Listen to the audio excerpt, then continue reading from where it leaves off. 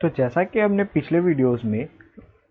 पिछले वीडियोस में हमने देखा कि हम किस तरह से रिएक्शन को बैलेंस करते हैं, तो आइए उस पर हम कुछ सवाल कर लेते हैं प्रैक्टिस के लिए। तो पहला जो सवाल है that is hydrogen chloride form होता है जब हम हाइड्रोजन और क्लोरीन को रिएक्ट करवाते हैं। तो मैंने आपको पहले लेक्चर में बताया था कि हम इसको रीड कैसे करते हैं। कैसे रीड करते हैं कि हाइड्रोजन और क्लोरीन को जब हम रिएक्ट कराते हैं तो हमें क्या मिला, hydrogen chloride as a product. तो आइए लिख लेते हैं। हाइड्रोजन किस फॉर्म में होता है, H2 के फॉर्म में, और ये इसका स्टेट क्या होता है, गैसियस स्टेट होता है। क्लोरीन किस फॉर्म में रहता है, दैट इज Cl2 के फॉर्म में रहता है, और इसका स्टेट क्या होता है, ये भी गैसियस स्टेट में पाया जाता है। और जो HCl होता है वो यहाँ पर हमें किस स्टेट में मिलेगा, दैट इज HCl गैस के फॉर्म में मिलेगा। ठीक है, आप बोलोगे HCl तो हमने लिक्विड में देखा था यार, गैस कहाँ से आ गया। गैस इसलिए क्योंकि अगर जब आप रूम टेम्परेचर, यहाँ पर तो कोई टेम्परेचर मेंशन नहीं है, कुछ कंडीशंस मेंशन नहीं है कि भाई हम इतने टेम्परेचर पे या इतना प्रेशर पे काम कर रहे हैं, नहीं। अगर आपके पास कोई भी टेम्परेचर या कोई भी कंडीशन मेंशनड ना हो तब आप ये मान कर चलेंगे कि ये जो कंडीशन आपके पास गिवन है ये कंडीशन आपका रूम टेम्परेचर पे हो रहा है, और रूम टेम्परेचर पे HCl गैस होता है, और जो आपके पास लिक्विड आप जो केमिस्ट्री लैब में देखते हो वो हाई प्रेशर में उस गैस को लिक्विफाई करके बनाया जाता है। बोलो क्लियर है कि यहाँ पर गैस क्यों है। तो यहाँ पर हमें gas HCl as a gas मिल गया। अब देखो भाई, यहाँ पर हाइड्रोजन कितना है, 2 है। यहाँ पर H कितना है, 1 ही है। यहाँ पर क्लोरीन कितना है, वो भी 2 है। और क्लोरीन कितना है, यहाँ पर ये भी 1 है। तो अब एक बात बताओ, क्या अगर हम यहाँ पर इंटू 2 से मल्टीप्लाई कर दे तो हमारा काम बन जाएगा। आइए करके देखते हैं। ये देखो हमने 2 से मल्टीप्लाई कर दिया। अब देखते हैं आप, H2 कितना, हाइड्रोजन कितना है, 2। यहाँ पर कितना है, 2। क्लोरीन कितना है, 2। और यहाँ पर भी कितना है, 2 इंटू 1 दैट इज 2। ये क्या हो गया, हमारे पास बैलेंस्ड हो गया ये रिएक्शन। सेकेंड में हमारे पास एक इक्वेशन है दैट इज बेरियम क्लोराइड और अल्यूमिनियम सल्फेट को जब हम रिएक्ट कराते हैं तो हमें बेरियम सल्फेट और अमोनियम क्लोराइड मिलता है। जब यहाँ पर मैं इसके सिंबल्स लिखने जा रहा हूँ, बेरियम क्लोराइड का सिंबल क्या होता है, दैट इज BaCl2। जब आप आगे जब पीरियोडिक प्रॉपर्टीज और पीरियोडिक टेबल के बारे में पढ़ोगे तब आप इजीली इन सब चीज़ों के साथ डील कर सकते हो कि बेरियम का सिंबल क्या होता है एंड हम क्लोरीन के साथ कैसे ये बॉन्ड बना रहा है, अल्यूमिनियम सल्फेट। तो जब आप पीरियोडिक प्रॉपर्टीज और पीरियोडिक टेबल पढ़ोगे तो आप इजीली ये सब कर सकोगे। तो फिलहाल हम डायरेक्ट सिंबल्स देखते हैं। दैट इज, पहले तो हमने क्या देखा, बेरियम क्लोराइड। बेरियम क्लोराइड क्या हो गया, दैट इज BaCl2। किस स्टेट में होता है, ये एक्वस स्टेट में होता है। और मैंने आपको पिछले स्लाइड में बताया था, पिछले वीडियो में बताया था एक्चुअली, कि एक्वस क्या होता है कि अगर जब हम किसी भी चीज़ का वाटर के साथ सॉल्यूशन लेते हैं और वो सॉल्यूशन एकदम प्योर लिक्विड नहीं होता है, समथिंग वो कुछ बीच का होता है, दैट इज ना प्योर सॉलिड भी है, ना वो प्योर सॉलिड है, ना वो प्योर एकदम लिक्विड फॉर्म में, वो कुछ सॉल्यूशन सा बना रहा है, तो उस सॉल्यूशन को, पानी के साथ उस सॉल्यूशन को हम क्या बोलते हैं, एक्वस सॉल्यूशन बोलते हैं। और हम उसे कैसे दिखाते हैं, AQ के फॉर्म में। बोलो क्लियर। सिमिलरली जब हम अल्यूमिनियम सल्फेट लिखेंगे तो कैसे लिखेंगे, दैट इज Al2SO4 होल 3। ये भी क्या होता है, एक्वस के फॉर्म में होता है। और हमें जब हमने रिएक्ट करा तो हमें क्या मिला, दैट इज बेरियम सल्फेट मिला। ये क्या होता है, ये भी एक्वस होता है। और हमें साथ में क्या मिला, दैट इज AlCl3, और ये भी एक्वस फॉर्म में। बोलो क्लियर। अब देखता हूँ, देखो यहाँ बेरियम 1 है, यहाँ पर भी बेरियम 1 है, बहुत बढ़िया भाई। यहाँ पर क्लोरीन कितना है, 2 है, बट यहाँ पर क्लोरीन कितना है, 3 है। ठीक है, तो यहाँ पर मैं आपको एक टिप देता हूँ, अगर आपको LHS या RHS साइड में एटम बैलेंस करते वक्त अगर 1 दिखा और कहीं साथ में कोई एक इंटीजर दिखा तो आप उस इंटीजर को 1 से मल्टीप्लाई करके बैलेंस कर लेना। अगर, और दूसरा बात, अगर आपको 1 ना दिखे, अदर कोई इंटीजर्स फॉर्म में दिखे, या मान लो जैसे यहाँ पर 1 नहीं, यहाँ पर देखो 2 है तो 3 है, तो इस केस पे आप क्या करना कि उसका LCM ले लेना। ठीक है, तो यहाँ पर अगर हम 2 और 3 का LCM लेंगे तो उसका LCM क्या आ जाएगा, that is lowest common multiple पे हम क्या लिखेंगे, दैट इज 6 आ जाएगा। तो हम क्या करेंगे, इस LCM को यहाँ पर 6 बनाने की कोशिश करेंगे। दैट इज, अगर हम यहाँ से फिर से लिखो, that is BaCl2 Al2SO4 whole thrice aqueous लिखना ना भूले, मेंशन करना बहुत जरूरी है। ठीक है, reacts to give that is BaSO4 aqueous और AlCl3। बोलो क्लियर है? तो अब देखो ये 2 को 6 बनाने के लिए हम क्या कर सकते हैं, हम इसे 3 से मल्टीप्लाई कर सकते हैं, और यहाँ पर जो AlCl3 है उसे हम 6 बनाने के लिए क्या कर सकते हैं, हम 2 से मल्टीप्लाई कर सकते हैं। बोलो क्लियर है यहाँ तक? दैट इज, तो यहाँ पर क्लोरीन कितना हो गया 3 इंटू 2 6, यहाँ पर क्लोरीन कितना हो गया 2 इंटू 3 6, क्लोरीन बैलेंस हो गया।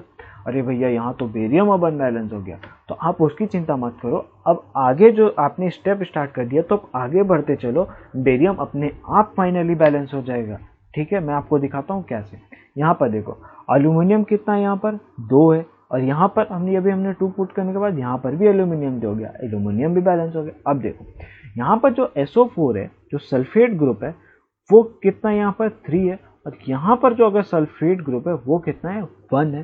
तो इसे बैलेंस करने के लिए हम क्या कर सकते हैं, अभी जैसे यहाँ पर मैंने आपको कहा कि अगर 1 है और कोई इंटीजर है तो आप उसे मल्टीप्लाई कर दीजिए उस इंटीजर को और वो पुट कर दीजिए। यहाँ पर देखो 3 है, यहाँ पर 1 है, तो 3 मल्टीप्लाई कर देते हैं तो सल्फेट बैलेंस हो गया। अब देखो पहले जब बेरियम अनबैलेंस हुआ था 3 हो गया था 1 से, तब देखो यहाँ पर बेरियम भी बैलेंस हो चुका है। बोलो क्लियर? ठीक है, आप जब बैलेंस करना स्टार्ट करोगे तो आप क्या करो, देखो कि पहला क्या अनबैलेंस, आप उसे बैलेंस करो, और ऐसे आप अनबैलेंस्ड एटम्स को बैलेंस करते चले जाओ, लास्टली ऑटोमेटिकली पूरा इक्वेशन आपको बैलेंस मिल ही जाएगा। जैसे कि यहाँ पर तो ये हमारे पास क्या हो गया, एक बैलेंस्ड रिएक्शन हो गया। ये देखो यहाँ पर 3 बेरियम, यहाँ पर भी 3 बेरियम, यहाँ पर 2 और 3, 3 2 6 दैट इज 6 क्लोरीन, यहाँ पर भी देखो 2 इंटू 3 6 क्लोरीन, यहाँ पर देखो 2 एल्यूमिनियम, यहाँ पर भी 2 एल्यूमिनियम, यहाँ पर 3 SO4 और यहाँ पर भी 3 SO4, ये देखो 3 और ये 1 3 SO। बोलो क्लियर है? और यहाँ पर ये सब आपको मेंशन करना बहुत ही इंपॉर्टेंट है। ठीक है, तीसरा आ जाता है आपके पास सवाल, यहाँ पर क्या है, सोडियम को सॉलिड फॉर्म में जो होता है, जब हम उसे वाटर, कोई टेम्परेचर मेंशन नहीं है, इसका मतलब ये रूम टेम्परेचर पर होता है, रूम टेम्परेचर पर वाटर क्या होता है, लिक्विड होता है।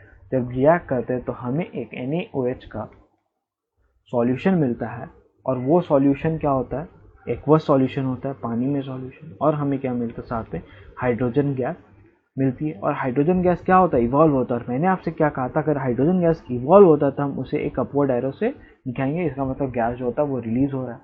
ठीक है भाई, अब इसे बैलेंस करने के लिए हम क्या कर सकते हैं, ये देखो यहाँ पर Na कितना है, 1 है, यहाँ पर भी 1 है, यहाँ पर ऑक्सीजन 1 है, यहाँ पर भी ऑक्सीजन 1 है, बट यहाँ पर आप देखो, यहाँ पर जो आपके पास हाइड्रोजन है वो यहाँ 2 है, बट यहाँ पर 3 है। तो यहाँ पर अब अगर हम हिट एंड ट्रायल मेथड से देखें तो हम क्या कर सकते हैं, बताना ज़रा। हम यहाँ से अगर हम इसे को 2 से मल्टीप्लाई कर देते हैं, क्या करते हैं, 2 से मल्टीप्लाई कर देते हैं। ठीक है, तो ये देखो यहाँ पर 2 हाइड्रोजन और यहाँ पर 2, तो 2 इंटू 2 कितना हो गया, 4 हो गया, that is 2 into 2 that is equal to 4। और यहाँ पर देखो, यहाँ तो 2 हाइड्रोजन पहले से ही प्रेजेंट है और यहाँ पर 1 हाइड्रोजन, अगर हम इसको 2 से मल्टीप्लाई कर देते तो क्या यहाँ पर भी 2 हाइड्रोजन हो जाएगा, दैट इज 2 इंटू 1 2, और यहाँ पर 2 हाइड्रोजन इसमें और इसमें 2 hydrogen, that is total 4 hydrogen हो गए। बोलो क्लियर? अब देखो यहाँ पर देखो, अब ऑक्सीजन देखो, ऑक्सीजन यहाँ 2 और यहाँ पर भी 2 हो गए, देखो 2 आगे, और ये यहाँ पर ऑक्सीजन एक एटम, दैट इज 2 इंटू 1। अब यहाँ पर 2 Na है, हम क्या करेंगे, यहाँ पर भी 2 से मल्टीप्लाई कर देंगे। बोलो क्लियर है? तो ये देखो हमारे पास, अगर हम इसका चार्ट बनाएं, दैट इज NaH का और O का, और अगर हम LHS और RHS में देखें तो कितना हो गया, Na देखो यहाँ पर 2, यहाँ पर भी Na 2, देखो 2 और 2, हाइड्रोजन कितना, 2 और 2 4, और यहाँ पर भी 2 और यहाँ पर ये 2, दैट इज 4। ऑक्सीजन कितना हो गया, 2 इंटू 1 दैट इज 2, और यहाँ पर भी 2 इंटू 1 दैट इज 2। ये देखो पूरा बैलेंस हो गया। तो ये हमारे पास क्या आ गया, एक बैलेंस्ड रिएक्शन आ गया। बोलो क्लियर है? ये देखो हमने इजीली बैलेंस कर लिया। ठीक है, यहाँ पर आप स्टेट मेंशन करना ना भूले, बहुत ही इंपॉर्टेंट है। मैं बार बार कह रहा हूँ कि अगर आपने बैलेंस कर दिया लेकिन अगर स्टेट आपने मेंशन नहीं किया तो आपके मार्क्स जरूर कटेंगे। बोलो क्लियर है? चलिए आगे बढ़ते हैं। तो यहाँ पर पहला सवाल ये देखो, इसने यहाँ पर इस सवालों में देखो सॉल्यूशंस लिख दिए। इसका मतलब हमें क्या यूज़ करना है, AQ यूज़ करना है। ये देखो barium chloride that is BaCl2 होता है, बोलो उसका एक्वस सॉल्यूशन हमने लिया। हमने उसे रिएक्ट कराया Na2SO4 के साथ, बोलो क्लियर है। उसका भी हमने सॉल्यूशन ही ले रखा है, ये देखो एक्वस। फिर हमने क्या किया, इनसॉल्यूबल बेरियम सल्फेट।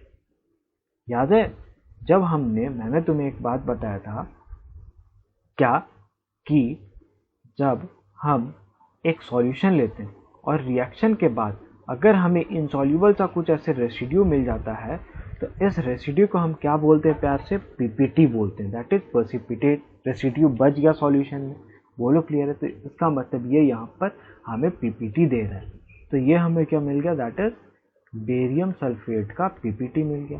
और बेरियम पीपीटी दिखाते कैसे, या तो आप उसके बगल में पीपीटी लिख दो या तो एक साथ में डाउनवर्ड एरो दिखा दो। तो यहाँ पर हम डाउनवर्ड एरो दिखा देते हैं, इसका मतलब ये पीपीटी मिल गया, ठीक है। और हमें क्या मिला, साथ में एक सॉल्यूशन मिला NaCl का, सॉल्यूशन यानी कि AQ, बोलो क्लियर है। जहाँ सॉल्यूशन यूज़ कर दिया वहाँ पर आपको AQ यूज़ करना है, बोलो क्लियर है, ठीक है। अब आओ हम बैलेंस कर लेते हैं इसका। यहाँ देखो बेरियम 1 है, यहाँ पर भी बेरियम 1 है, यहाँ 2 Cl है, यहाँ 1 Cl है। तो इसे बैलेंस करने के लिए हम क्या करेंगे, इसको 2 से मल्टीप्लाई कर देंगे, तो ये 2 NaCl हो गया। अब आगे चलते हैं हम, यहाँ देखो 2 Na, कोई दिक्कत नहीं। यहाँ पर एक SO4, यहाँ पर भी एक SO4, कोई दिक्कत नहीं। ये हमारे पास बैलेंस रिएक्शन हो गया, बोलो कोई दिक्कत, ठीक है। अब आते हैं हम दूसरा सवाल, दैट इज सोडियम हाइड्रोक्साइड का हमने जब सॉल्यूशन लिया और जब हमने उसे HCl का सॉल्यूशन के साथ रिएक्ट कराया तो हमें क्या क्या मिला, हमें क्या मिला, NaCl का सॉल्यूशन मिला, दैट इज एक्वस। जहाँ सॉल्यूशन वहाँ एक्वस, और वाटर मिला। और वाटर तो भाई हमारे पास रूम टेम्परेचर तो मेंशन है नहीं, तो हम रूम टेम्परेचर कंसिडर करेंगे। और रूम टेम्परेचर वाटर क्या होता है, वो होता है लिक्विड होता है, बोलो क्लियर है यहाँ। अब देखो Na1 है, यहाँ पर भी Na1 है, यहाँ पर O1 है, यहाँ पर भी O1 है, यहाँ पर एक H, यहाँ एक H या, तो टोटल H कितना हो गए, 2। और यहाँ पर कितने H हो गए, 2, बोलो क्लियर है। और यहाँ पर एक Cl, यहाँ पर एक Cl, ठीक है। आप चार्ट बनाकर भी देख सकते हो या डायरेक्ट काउंटिंग भी कर सकते हो। मैं एक बार आपको चार्ट बनाकर भी दिखा देता हूँ। Na है, O है, H है और Cl है। LHS और RHS देख लेते हैं अपन, ठीक है। Na कितना, 1, यहाँ पर भी 1, ये देखो 1 1, O 1 और यहाँ पर भी O 1। हाइड्रोजन कितने हो गए, यहाँ पर 1, यहाँ पर 1 1, दैट इज 1 1 2। और यहाँ पर पहले से 2 प्रेजेंट है तो ये 2 हो गया, ठीक है। यहाँ पर क्लोरीन 1 है और यहाँ पर भी क्लोरीन 1, ये देखो सारे बैलेंस हो गए, बोलो। इसका मतलब ये हमारे पास एक बैलेंस रिएक्शन होगी। हाँ, और ख़ास बात ये आप देख सकते हो, NaOH क्या होता है हमारे पास, ये क्या है, बेस होता है। और HCl क्या होता है हमारे पास, एसिड होता है, बोलो। और ये NaCl क्या होता है, सॉल्ट होता है। और ये क्या है, वाटर। ये आप आगे चल के भी पढ़ोगे। इस रिएक्शन को हम क्या बोलते हैं, न्यूट्रलाइजेशन रिएक्शन, ठीक है। आगे मैं आपको बताऊंगा कि न्यूट्रलाइजेशन रिएक्शन क्या होता है, जिसमें हम एसिड और बेस को रिएक्ट करा के क्या करते हैं, हम उसमें सॉल्ट और वाटर प्रोड्यूस करते हैं। मतलब कि ऐसा रिएक्शन जिसमें बेस और एसिड रिएक्ट करता है और हमें वाटर और सॉल्ट एज अ प्रोडक्ट मिलता है, उसे हम न्यूट्रलाइजेशन रिएक्शन भी कहते हैं, ठीक है, बोलो क्लियर है। तो आज हमने कैसे बैलेंस करा वो हमने देखा, और कैसे हम हीट एंड ट्रायल मेथड से एक चीज़ को बैलेंस करते हैं, एक इक्वेशन को, वो हमने सीखा। इसी प्रकार हम इस चैप्टर को आगे कंटिन्यू करेंगे और अब हम पढ़ेंगे कि डिफरेंट टाइप्स ऑफ रिएक्शंस क्या होती है, जैसे combination, decomposition and neutral reaction and etcetera, ठीक है। अगर आपको ये वीडियो अच्छा लगा होगा तो इस वीडियो को लाइक करें, अपने फ्रेंड्स के साथ शेयर करें, और अगर आप इस चैनल में नए हैं तो इस चैनल को सब्सक्राइब करें ताकि आपको आगे की अपकमिंग वीडियोस के बारे में पता चलता रहे। Thanks a lot for watching this video.